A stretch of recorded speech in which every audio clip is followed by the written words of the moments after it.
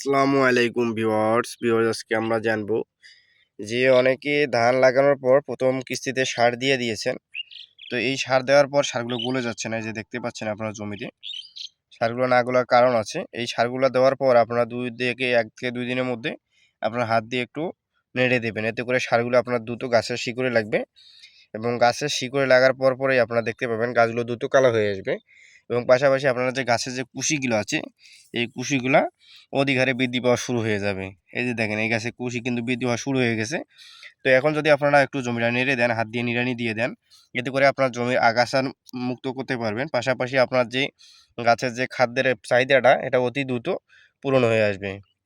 এতে করে দেখবেন যে আপনার গাছগুলো দ্রুত কালো হবে, পাশাপাশি আপনার কুশির সংখ্যাটা অনেকটা বেড়ে যাবে। অনেকে কি করেন সার দিয়ে আপনার জমি সঠিক পরিচর্যা করেন না, এতে করে আপনার কুশিগুলো পর্যাপ্ত পরিমাণে বৃদ্ধি পায় না।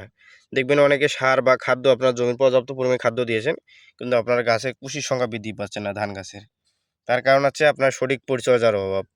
তো আপনারা কি করবেন, সার দেওয়ার পর আপনারা একটু নিড়ানি দিয়ে দিবেন, হাত দিয়ে নেড়ে দিবেন, এতে করে আপনারা জমি যে পুরনো ঘাসগুলো আছে এগুলো তুলে ফেলতে পারবেন, জমি পরিষ্কার করতে পারবেন এবং সারগুলো দ্রুত আপনার গাছের গোড়ায় গিয়ে লাগবে এবং আপনার গাছের কুশির বৃদ্ধি খুব দ্রুত শুরু হয়ে যাবে।